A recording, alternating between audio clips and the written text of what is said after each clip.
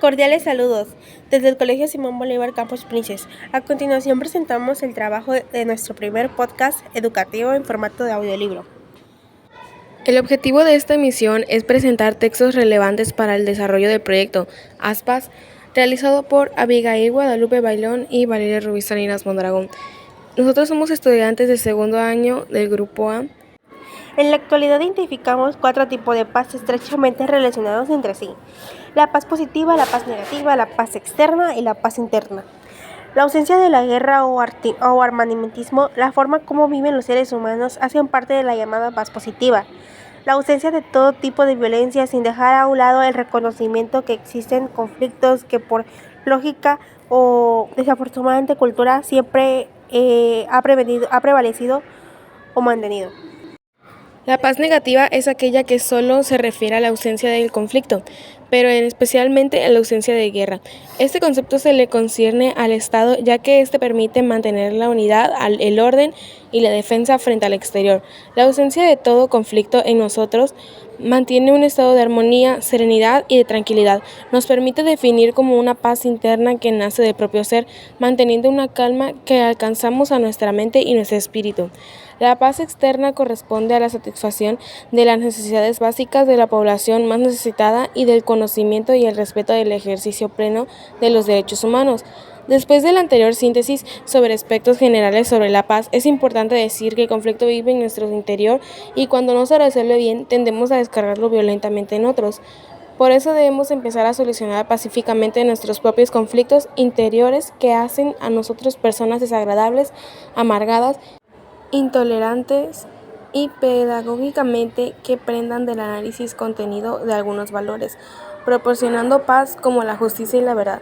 La definición de una persona justa: la justa es la virtud, es decir, un hábito que nos hace actuar para ser mejores personas. Una persona que ya vive la virtud de la justicia se esfuerza continuamente, todo el tiempo, para dar a los demás lo que es debido, de acuerdo con el cumplimiento de sus deberes y obligaciones, y de acuerdo con sus derechos, y a la vez intenta que todos los demás que están a su alrededor hagan lo mismo. Se esfuerza continuamente. La persona justa en todo momento piensa y se esfuerza por ser justo, no solamente en algunas ocasiones, sino que, por el contrario, todo el tiempo está haciendo voluntariamente el esfuerzo por ser justo. No lo deja por las ocasiones difíciles o grandes, sino que, aun en las ocasiones pequeñas, hace un esfuerzo por practicar la virtud. Es algo que necesitan dos cosas. Número 1, reconocer que la otra persona es una persona, descubrir en el otro una persona digna igual que yo, y no importa su edad o condición, es otra persona, imagen y semejanza de Dios, como yo. ¿Por qué los papás no son justos a veces con sus hijos? ¿Por qué no ven en ellos a otras personas con la misma dignidad? Suelen decir, como yo soy el papá o la mamá, tienen que obedecerme como yo quiero. Tienen que servirme porque yo mando. Cuando esto sucede, los hijos no son tratados justamente, son considerados inferiores o menos que los propios padres. ¿Acaso no tienen la misma dignidad? Esforzarse con la inteligencia y con la voluntad para reconocer en los demás a otras personas. Si yo pienso en mí mismo, mis caprichos, en mis egoísmos, ¿acaso podré pensar bien en los demás y descubrir en ellos a otras personas igual en dignidad que yo? Lo que le es debido. Si reconozco a los demás a otra persona digna, creada a imagen a semejanza de Dios, ahora necesito pensar y esforzarme por darle a cada uno lo que corresponde, lo que es debido. Por ejemplo, un niño recién nacido llega al mundo indefenso. ¿Qué es lo que le corresponde? ¿Qué es lo que le es debido? Informa sobre cuidado, alimentación, cariño, cambio de pañales, una cuna donde pueda dormir tranquilo y reposo. Le es debido darle la medicina necesaria, las vacunas que le darán salud. Se le debe de dar atención por mucha parte de sus padres y muchas más cosas.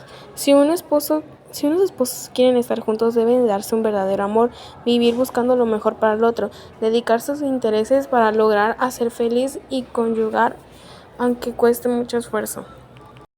Si se han casado por amor, deben darse amor, y todo lo que es al fin un amor: fidelidad, ternura, calidad, estabilidad. 4. De acuerdo con el cumplimiento de sus deberes y obligaciones. Al dar a cada uno lo que le es debido, es precioso darlo desde el cumplimiento de mis propios deberes y obligaciones. Por ejemplo, yo no puedo ser injusto con los habitantes de un país lejano que, a pesar de tener necesidades, carencias, a pesar de poseer la misma dignidad que yo, no entra dentro del cumplimiento de mis responsabilidades y obligaciones. Pero eso sí, Esa persona tendrá responsabilidades y obligaciones como esposo o esposa, padre, madre, amigo, amiga, hija, hijo, trabajador mexicano. ¿Cuántos padres o madres existen que no cumplen esas obligaciones con sus hijos? Son padres injustos. Y de acuerdo con sus derechos, para ser justos hay que conocer los derechos de los demás. Un padre tiene la obligación de educar a sus hijos. Un hijo tiene el derecho al ser educado por sus padres. Un esposo tiene la obligación de amar a su esposa. Una esposa tiene el derecho a ser amada por su marido, pero conozco y acepto que mis obligaciones son derechos para los demás. Las personas verdaderamente justas así lo hacen, se esfuerzan por realizarlo. Y la vez que intenta que todos los demás que estemos alrededor hagan lo mismo. Con la virtud de la justicia se han desarrollado en una persona, hace que ésta no se conforme con su ser justo, sino que ayuda a otros los que están a su alrededor a que vivan también justamente. Este es un motivo principal para la educación de la virtud en los hijos, que sus padres se esfuercen en aquellos. Los hijos se ejerciten y formen en la justicia. La verdad, fuerza de la paz, mensaje en su sanidad, Juan Pablo II. Para la celebración de la Jornada Mundial de la Paz, 1 de enero de 1980, a todos vosotros los que queréis afianzar la paz en la tierra, a vosotros hombres y mujeres de buena voluntad, a vosotros ciudadanos y dirigentes de los pueblos, a vosotros jóvenes de todos los países, a todos vosotros dirijo mi mensaje. La fuerza de la paz, unamos nuestros esfuerzos para asegurar la paz, haciendo una llamada a los recursos, una misma y en primer lugar a la verdad, que es la fuerza pacífica y poderosa, por excelencia dado que ella se comunica con su propia irradiación, fuera de toda coacción. Un diagnóstico es la no verdad sirve de la causa de la guerra. Si es verdad y nadie le pone en duda que la verdad sirve en causa de la paz, es también indiscutible que la no verdad camina a la par con la causa de la violencia y la guerra. Por no verdad hay que entender todas las formas y todos los niveles de ausencia, de rechazo, de menosprecio de la verdad, mentira propia dicha, información parcial y deformada, propagada sectariamente y manipulada de los medios de comunicación. Es necesario mencionar aquí todas las diferentes formas bajo lo que se presenta como no verdad. Es bastante relevante e indica unos ejemplos, porque si una inquietud legítima se abre paso ante la proliferación de la violencia en la vida social, nacional e internacional y ante amenazas manifiestas contra la paz, la opinión pública es a menudo menos sensible a todas las formas de no verdad que están en la base de violencia y la preparan un terreno propicio. La violencia se impregna de mentiras y tiene necesidad de la mentira, procurando asegurarse una respetabilidad en la opinión mundial a través de justificaciones totalmente extrañas a su propia naturaleza, por lo demás frecuentemente contradictorias entre ellas mismas. ¿Qué decir de la práctica consiste en imponer a quienes no comparten las mismas posiciones, para mejorar, combatirlos o reducirlos al silencio, la etiqueta de enemigos, atribuyéndoles intenciones hostiles y estigmándolos como agresores a través de una propaganda hábil y continua? Otra forma de no verdad se manifiesta en la repulsa de reconocer y respetar los derechos objetivamente legítimos e inalienables de los que rehusan aceptar una ideología particular o apela a la libertad de pensamiento. El rechazo de la verdad se pone en obra cuando se atribuye intenciones de agresión a los que manifiestan claramente que su única inquietud es protegerse y defenderse contra las amenazas reales que por desgracia existen siempre tanto en el interior de una nación como entre los pueblos. Las indignaciones selectivas, las indignaciones perfidas, las manipulaciones de informaciones, descréditos sistemáticamente lanzados sobre el adversario, su persona, sus intenciones y sus actos, chantaje e intimidación. Aquí el menosprecio de la verdad está puesto en obra para desarrollar un clima de incertidumbre dentro del cual se requiere coaccionar a las personas, a los grupos, a los gobiernos, a las mismas en la base de todas las formas de no verdad alimentándolas y alimentándose de ellas. Hay una concepción errónea del hombre y de sus dinamismos constitutivos. La primera mentira, la falsedad fundamental, es la de no creer en el hombre con todo su potencial de grandeza y además en su necesidad de redención del mal, del pecado que está en él. Deriva de ideologías diversas, con frecuencia opuestas entre sí. Se difunde la idea de que el hombre y la humildad entera realizan su progreso sobre todo por la lucha violenta. Se ha creído poder verificarla en la historia. Se han hecho esfuerzos por convertirla en teoría.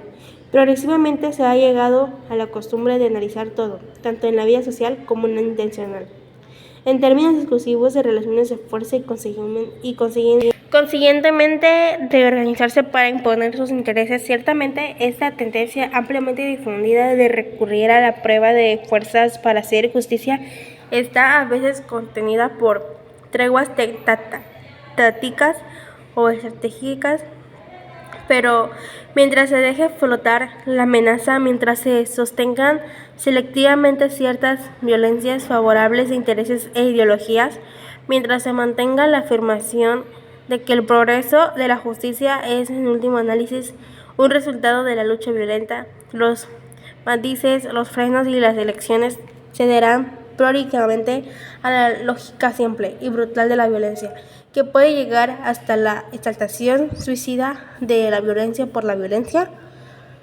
Y bueno, la paz tiene necesidad de sinceridad y verdad. En medio de tal confusión de espíritus, contribuir la paz con las obras de la paz es difícil y exige la restauración de la verdad.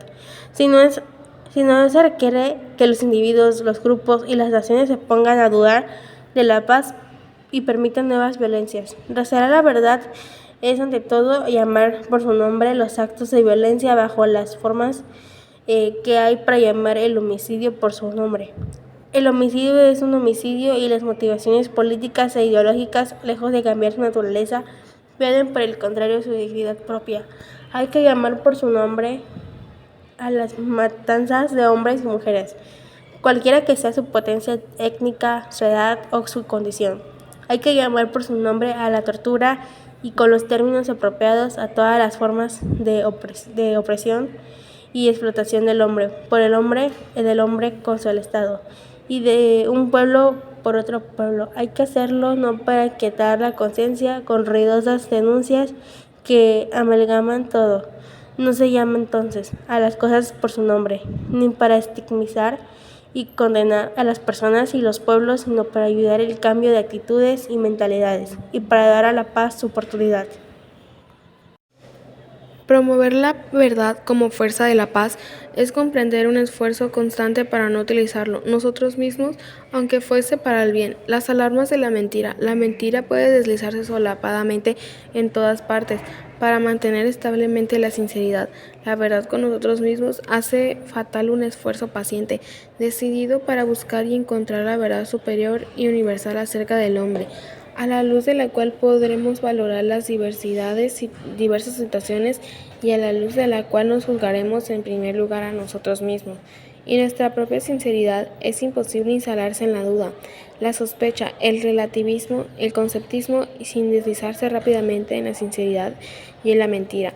La paz, ha dicho más arriba, está amenazada cuando reina la incertidumbre, la duda y la sospecha, y la violencia sale ganando.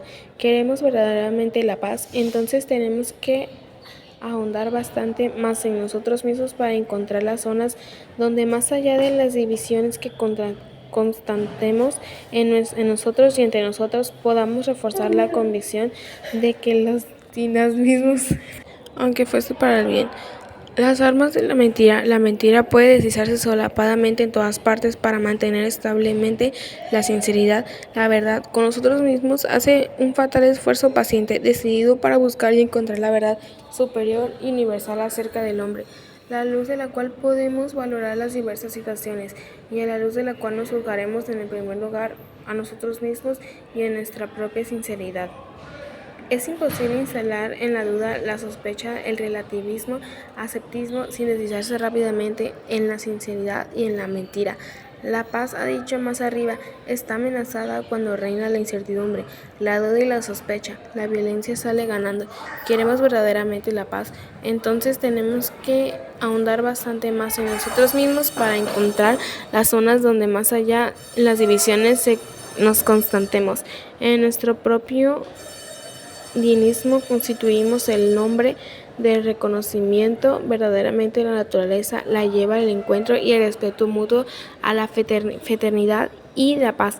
Esta laboriosa búsqueda de la verdad objetiva y universal sobre el hombre creará con su acción y resultados hombres de paz, diálogo y a la vez fuertes y humildes con una verdad a la que se deberá desarrollar para el interés de la parte de la verdad.